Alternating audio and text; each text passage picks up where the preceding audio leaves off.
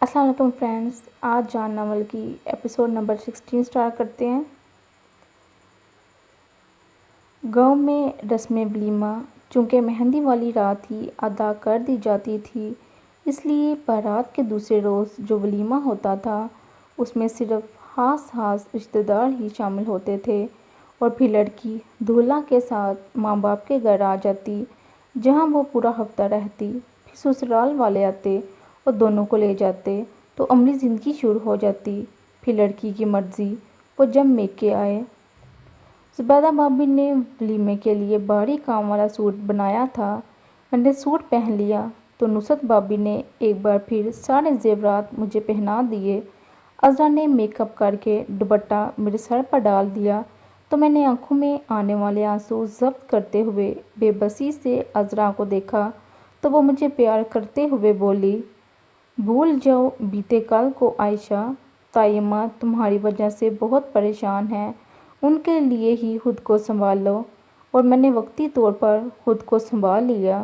اماں، ابا اور پرویز بھائی جب مجھ سے ملنے آئے تو میں نے خود کو مطمئن ظاہر کیا، اور مجھے مطمئن دیکھ کر وہ تینوں خود بھی پرسکون ہو گئے تھے۔ سارا دن دکھانے میں گزر گیا۔ رات مجھے رسم کے مطابق اماں کے گھر جانا تھا۔ میں اب کمرے میں اکیلی تھی اور عذرا سامنے بیٹھی میرا سوٹ کیس تیار کر رہی تھی۔ اس کو اپنے اور فیروز کے بہت زیادہ سوٹ رکھتے دیکھ کر میں نے پوچھا، تمہارے پہننے کے لیے؟ عذرا نے سوٹ کیس بند کرتے ہوئے مجھے محبت سے دیکھ کر کہا، میں کہاں پہن سکوں گی ان سوٹوں کو؟ میں کہنا چاہتی تھی کہ فیروز سب کے ساتھ کمرے میں داخل ہوئے اور عذرا سے کہا، احتیاط سے سب چیزیں رکھنی تھی، کوئی رہ نہ جائے۔ اپنی طرف سے تو پوری احتیاط سے رکھی ہیں، عذرا نے کہا اور میرے قریب آتے ہوئے بولی، اب اٹھو عائشہ۔ میں خاموشی سے اٹھ گئی اور عذرا نے مجھے بڑی چادر دی۔ جب میں چادر اوڑھ چکی تو سب مجھ سے ملنے لگے۔ خیر یہ معمولی بات تھی، میکے سے آتے ماں باپ بھائی ملا کرتے تھے اور یہاں سے جاتے وہ لوگ مل رہے تھے، مگر ان سب کے ملنے کے بعد اماں ابا بھی مجھے گلے ملے تو میں نے حیرت سے عذرا کو دیکھا، مگر سب کی موجودگی میں کچھ پوچھ نہ سکی، چپ چاپ ان کے ساتھ باہر آئی تو پرویز بھائی ایک گاڑی کا دروازہ کھولے کھڑے تھے۔ جیسے ہی میں بیٹھی اماں نے روتے ہوئے مجھے پیار کیا اور باہر کھڑے فیروز سے کہا، بیٹا اس کا اچھی طرح خیال رکھنا، اور رو پڑی، آپ فکر نہ کریں تائی اماں، جب یہ واپس آئے گی تو پھر سے پہلی والی عائشہ بن چکی ہوگی۔ کہتے ہوئے فیروز خود بھی میرے ساتھ بیٹھ گئے، جبکہ اگلی سیٹوں پر پرویز بھائی اور فراز بیٹھے اور بیٹھتے ہی گاڑی چلا دی۔ میں نے حیرت سے سوچا، کیا یہ لوگ مجھے ہسپتال لے کے جا رہے ہیں؟ مگر پوچھا کچھ نہیں۔ فیروز بیٹھے تو میرے ساتھ ہوئے تھے، مگر باتیں فراز اور بھائی جان سے کر رہے تھے۔ وہ پوچھ رہے تھے، گاڑی چلنے کے صحیح ٹائم کا پتہ ہے نا؟ وہی جو ان لوگوں نے بتایا تھا، رات 10 بجے چلے گی۔ پرویز بھائی نے جواب دیا، تب مجھے معلوم ہوا وہ مجھے لے کر کہیں دور جا رہے ہیں، مگر کہاں؟ نہ میں نے پوچھا نہ انہوں نے بتایا۔ ٹھیک 9:30 بجے ہم لاہور ریلوے اسٹیشن پہنچ چکے تھے۔ فیروز نے کہا، اب تم لوگ واپس جاؤ، اب ہم چلے جائیں گے، مگر پرویز بھائی جان نے کہا وہ گاڑی چلنے تک یہی رکیں گے۔ اس پر فیروز نے کہا، تم لوگوں کو پہلے ہی دور جانا ہے۔ پرویز بھائی نے کہا، میرا ارادہ آج لاہور میں رکنے کا ہے، اور سوٹ کیس اٹھا کر چل دیے، اور ان کے ساتھ ہی فیروز، فراز اور میں بھی چل دیے۔ فیروز ٹکٹ نکال کر ذرا ڈبہ نمبر تو دیکھنا، مجھے بھول گیا ہے، پرویز بھائی نے کہا تو فیروز نے ٹکٹ نکال کر ان کو نمبر بتایا۔ مطلوبہ ڈبہ ہمارے سامنے ہی تھا۔ فیروز نے میرا ہاتھ پکڑ کر گاڑی میں چڑھنے میں مدد دی۔ ہم دونوں سیٹوں پر بیٹھ گئے۔ سامان رکھنے کے بعد پرویز بھائی اور فراز ہمارے قریب کھڑے باتیں کرنے لگے۔ جب ٹرین چلنے لگی تو وہ مجھے پیار کرتے ہوئے نیچے اتر گئے۔ جاتے ہوئے پرویز بھائی نے ایک بار پھر فیروز کو میرا ہاتھ خیال رکھنے کی تاکید کی تھی۔ سارا سفر خاموشی سے طے ہوا تھا، بس ایک بار فیروز نے مجھے سو جانے کو کہا۔ میں نے آنکھیں تو بند کر لی تھی، مگر سوئی نہ تھی۔ گاڑی چلتی ہی رہی، وقت گزرتا رہا۔ کسی اسٹیشن پر گاڑی کچھ دیر کو رکتی، پھر چل پڑتی۔ بیٹھے بیٹھے میری ٹانگیں تھک گئی تھی۔ فیروز سمجھ رہے تھے میں سو چکی ہوں، جبکہ میں تو اس لمبے سفر سے تنگ آ چکی تھی۔ جب ضبط نہ ہو سکا تو میں نے آنکھیں کھول کر فیروز کو دیکھا۔ وہ نہ جانے کب سے میرے ہی چہرے پر نظر جمائے بیٹھے تھے۔ مجھے آنکھیں کھولتے دیکھ کر پوچھا، سوئی نہیں عائشہ؟ میں نے نفی میں سر ہلا دیا، منہ سے کچھ نہ بولا اور بیزاری سے کھڑکی سے باہر دیکھنے لگی۔ فیروز نے میرے کاندھے پر ہاتھ رکھا۔ میں نے پلٹ کر ان کو دیکھا۔ کیا بات ہے، طبیعت تو ٹھیک ہے نا؟ وہ مجھے دیکھتے ہوئے پوچھ رہے تھے۔ یہ سفر کب ختم ہوگا؟ میں نے تھکن سے چور لہجے میں پوچھا۔ بس اگلا اسٹیشن ہماری منزل ہے، فیروز نے کہا تو میں نے سیٹ سے ٹیک لگائی اور نہ جانے کیسے میری آنکھ لگ گئی۔ کچھ دیر بعد جب پنڈی کا اسٹیشن آیا تو فیروز نے آہستگی سے میرا شانہ ہلایا۔ میں نے نیند سے بوجھل آنکھیں کھولی تو فیروز سوٹ کیس کلی کو دے رہے تھے۔ اس کام سے فارغ ہو کر انہوں نے مجھے دیکھا اور میں کھڑی ہو گئی۔ فیروز نے میرا ہاتھ پکڑا اور ہم گاڑی سے اتر گئے۔ اسٹیشن سے فیروز مجھے لے کر ہوٹل آئے اور پھر ہوٹل کے کمرے میں آتے ہی بولے، تم تھک گئی ہو عائشہ، سو جاؤ، صبح ہونے میں ابھی کچھ دیر ہے، تب تک تم آرام کر لو۔ ہم یہاں کیا لینے آئے ہیں؟ آخر میں نے پوچھ ہی لیا۔ میرا سوال سن کر فیروز کے ہونٹوں پر مسکراہٹ پھیل گئی اور انہوں نے آہستہ سے کہا، شہروں میں ایک لفظ ہوتا ہے ہنی مون، لیکن حقیقت یہ ہے کہ میں یہاں تمہاری صحت کے لیے آیا ہوں۔ یہاں پر ہمارا قیام عارضی ہے کیونکہ تم لمبے سفر سے تھک گئی ہو، اس لیے میں نے یہاں رکنے کا فیصلہ کیا، ورنہ جانا تو ہمیں مری ہے اور پھر وہاں سے۔ خیر اس وقت تم آرام کرو۔ اور میں آنکھیں بند کر کے لیٹ گئی۔ آنکھ کھلی تو فیروز دریچے کے قریب کرسی ڈالے کچھ پڑھ رہے تھے۔ مجھے جاگتا دیکھا تو میرے قریب آئے اور پوچھا، اب کیسی ہو عائشہ؟ ٹھیک ہوں، میں نے آہستہ سے کہا۔ تو پھر اٹھو، نہا کر کپڑے بدلو، تب تک میں کھانے کا کہتا ہوں۔ ناشتہ تو گول ہو گیا تمہارے سونے میں۔ میرا جی چاہا پوچھوں، آپ نہیں سوئے، مگر خاموش رہنا ہی بہتر سمجھ کر سوٹ کیس کے قریب آئی تو فیروز نے کہا، میں نے تمہارے کپڑے نکال دیے ہیں، وہ رہے سامنے۔ اور میں کپڑے اٹھا کر غسل خانے میں چلی آئی۔ میں جب نہا کر کپڑے بدل کر باہر آئی تو کھانا آ چکا تھا۔ فیروز نے کہا، آؤ کھانا کھائیں۔ میں بھوک نہ ہونے کے باوجود بیٹھ گئی۔ کھانے کے بعد فیروز مجھے گھمانے لے گئے اور پتہ نہیں کیا کیا دکھایا۔ میں نے دلچسپی سے کچھ دیکھا ہی نہ تھا۔ واپس آتے ہی میں کھانا کھائے بغیر سو گئی۔ اس وقت رات کے 11 بج رہے تھے۔ اگلی صبح ناشتے کے بعد ہم مری کے لیے روانہ ہو گئے۔ فیروز نے مری میں ہوٹل کی بجائے ایک چھوٹا سا کاٹیج کرائے پر لیا تھا۔ سامان کاٹیج میں چھوڑ کر مجھے ساتھ لے کر سیر کے لیے نکل گئے اور رات گئے۔ جب ہم واپس آئے تھے تو میں ہی نہیں فیروز بھی تھک چکے تھے کیونکہ کمرے میں آتے ہی وہ بغیر لباس بدلے بستر پر لیٹ گئے تھے۔ میں خود بھی لباس بدل کر بیڈ پر آ گئی۔ پہلے سوچا پوچھوں کیا بات ہے، مگر پھر چپ چاپ لیٹ گئی کہ سارا دن فیروز ہی باتیں کرتے رہے تھے۔ میں تو جواب میں صرف ہوں ہاں کرتی یا پھر چپکے ایاز کو یاد کرتی تھی، مگر اس وقت مجھے زبیدہ بھابی کی نصیحت یاد آ رہی تھی۔ انہوں نے کہا تھا، کوئی مرد اپنی بیوی کے منہ سے اس کے محبوب، سابقہ شوہر یا منگیتر کا ذکر پسند نہیں کرتا۔ آج اگر فیروز ہمدردی میں یہ بات سن کر چپ رہا ہے تو آنے والے کل کو خفا بھی ہو سکتا ہے۔ ایاز کو یاد کرنے کی بجائے زندگی سے سمجھوتہ کرنا سیکھو اور فیروز کو اس کا حق دو، ورنہ کچھ ظلم تقدیر نے تمہارے ساتھ کیا ہے اور کچھ تم اپنے ساتھ کر لو گی کہ ایاز تو ایسی جگہ گیا ہے جہاں سے واپسی ناممکن ہے، اور جب اس کو آنا ہی نہیں تو پھر کیوں نہ زندگی سے سمجھوتہ کیا جائے۔ ایاز، میں نے آنکھوں میں آیا ہوئے آنسو صاف کیے، کچھ دیر سوچتی رہی اور پھر فیروز کی طرف کروٹ بدل لی اور پوچھا، کیا طبیعت ٹھیک نہیں آپ کی؟ ہاں، سر میں درد ہے، فیروز نے منہ دوسری طرف کیے ہی جواب دیا تھا۔ سر دبا دوں؟ میں نے پوچھا۔ کچھ خاص ضرورت نہیں، تم سو جاؤ۔ میں نے کچھ سوچا، پھر تھوڑا قریب ہو کر سر پر ہاتھ رکھتے ہوئے پوچھا، کیا آپ ناراض ہیں؟ میری آواز بھرائی گئی تو فیروز ٹیبل لیمپ آن کرتے ہوئے اٹھ بیٹھے۔ کچھ دیر مجھے دیکھتے رہے، پھر کھینچ کر اپنے قریب کر لیا اور پوچھا، میری کس بات سے محسوس کیا ہے عائشہ تم نے کہ میں ناراض ہوں؟ میں اور تم سے ناراض ہو جاؤں؟ کبھی نہیں، بھلا اپنی زندگی سے، اپنے آپ سے بھی کوئی ناراض ہوا ہے؟ میں تم سے کبھی ناراض نہیں ہو سکتا۔ फेरोज़ की हमदर्दी पाकर मैं एक बार फिर रोने लगी तो फेरोज़ खामोश हो गया।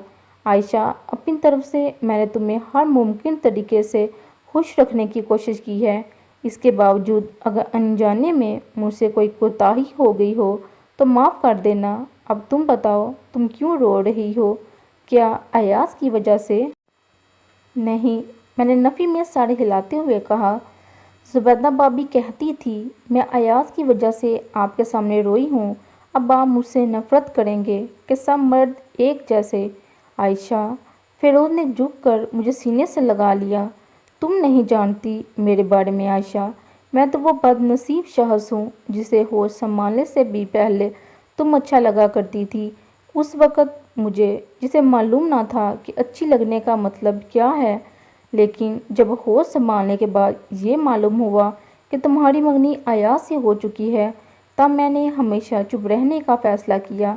अम्मी बताती थी उन्होंने तुम्हें मेरे लिए मांगा था, मगर तायम्मा राज़ी ना हुई। मैं हैरत से सुन रही थी और फ़िरोज़ कह रहे थे, यह मालूम होने के बाद कि तुम अयाज की हो, मैंने तो कभी नज़र बढ़ कर भी तुम्हें देखा भी ना था। दिल में खुदा से तुम्हारी खुशी के लिए दुआ करता था, मगर तकदीर में जो लिखा वो टाल नहीं सकता। तुम तो मुआवजा बनकर मेरी ज़िंदगी में आई हो। तुम्हें पाने के बावजूद मुझे अपनी खुशकिस्मती का यकीन नहीं आया। फिर मैं तुमसे नफ़रत कैसे कर सकता हूँ? मैं अयाज की याद पर कभी पाबंदी नहीं लगाऊंगा, कभी तुम्हें मना नहीं करूंगा कि अयाज को याद करने से। तुम जब चाहो उसको याद कर सकती हो। मुझे कोई एतराज़ नहीं कि मेरी मोहब्बत की ताकत और शिद्दत तुम्हें खुद ही अयाज को भूल जाने पर मजबूर कर देगी। कहते हुए फ़िरोज़ ने मुझे अपनी गिरफ्त में ले लिया। फिर तो ज़िंदगी का रुख ही बदल गया। मैं जो ये समझती थी कि कभी अयाज को भुला ना सकूंगी, इन चंद ही माह में फ़िरोज़ की मोहब्बत पाकर भूल गई थी। शायद फ़िरोज़ की मोहब्बत में बहुत ज़्यादा ताकत थी।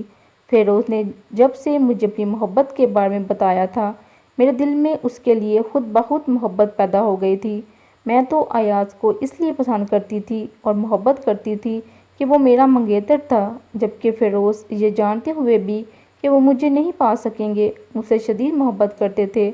और उनकी शादी से इनकार की वजह भी यही थी, यानी मेरी मोहब्बत।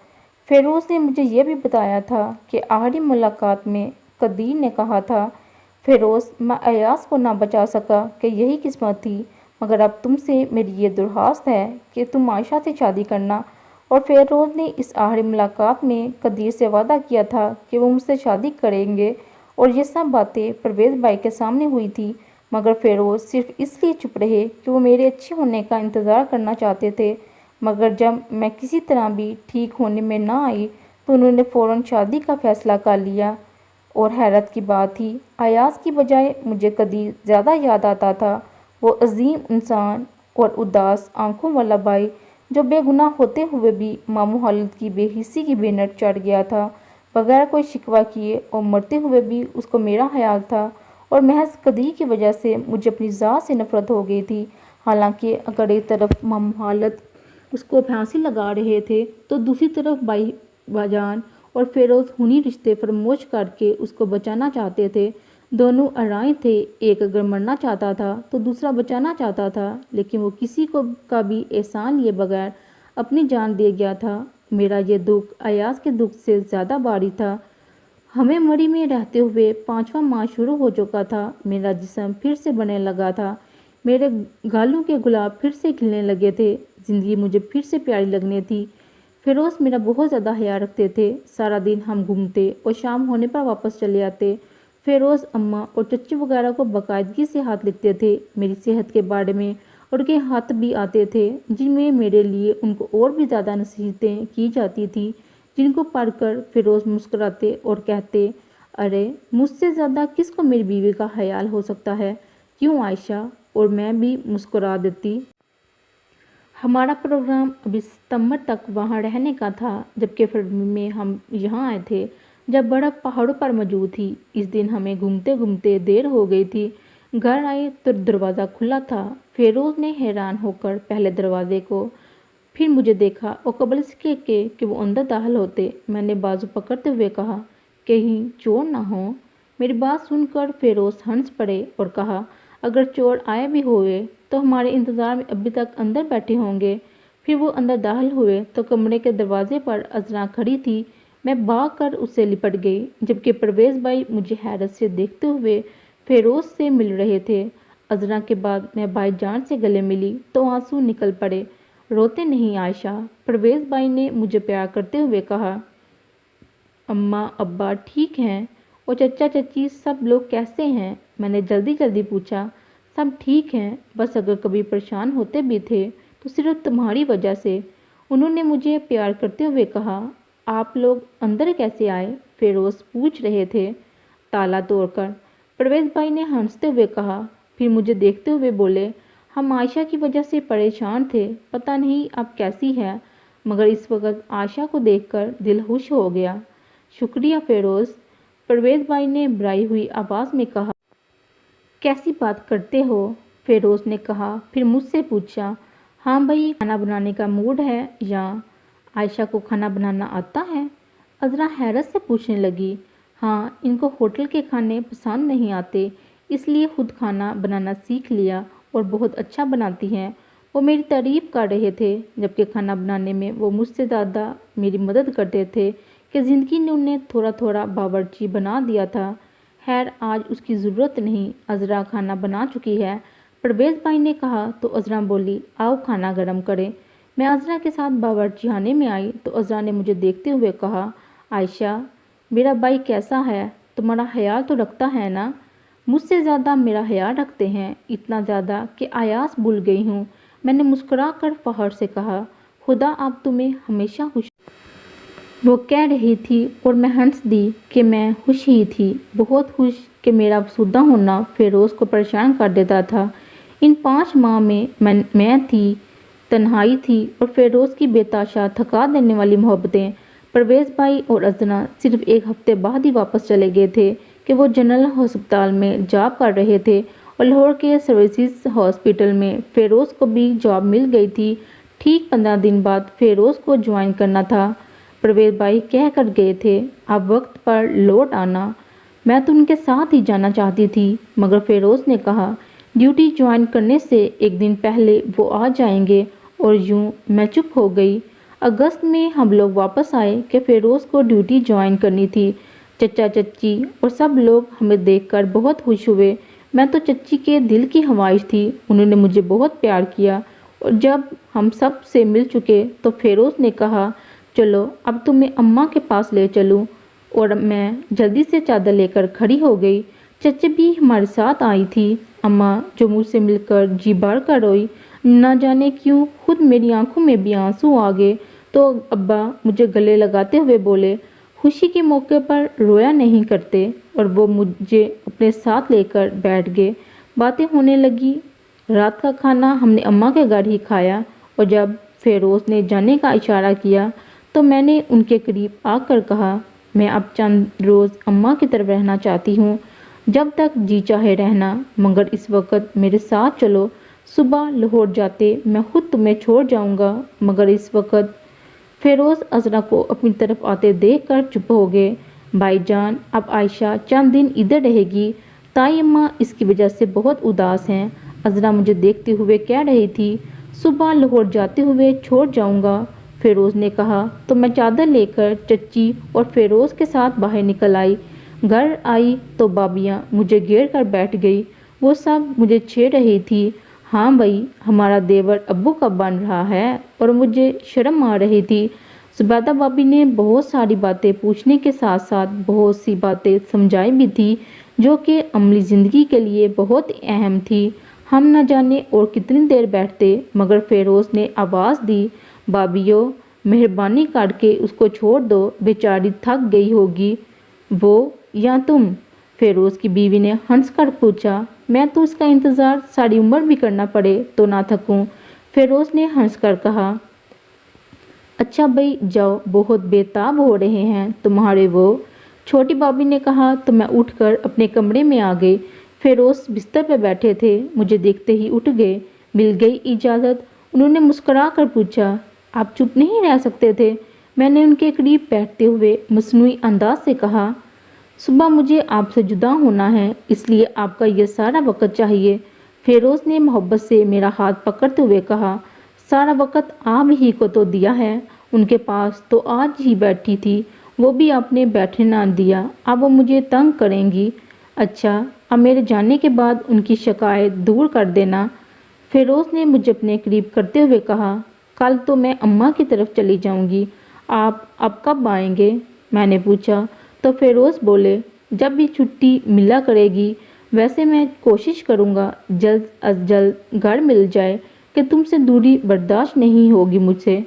परवेज भाई को तो अभी तक मिला नहीं, आपको कैसे मिल जाएगा? अरे परवेज ने कोशिश ही ना की होगी, मेरी पहली कोशिश ही यही होगी। कहते हुए फेरोज ने मुझे बाहों के हसार में ले लिया। अगली सुबह वो नाश्ता किए बगैर ही मुझे प्यार करते हुए चले गए, क्योंकि चची ने कहा था अम्मा के घर छोड़ने वो मुझे खुद ले जाएंगी, कि इतनी सुबह ही जाना अच्छा नहीं है। नावल अभी जारी है।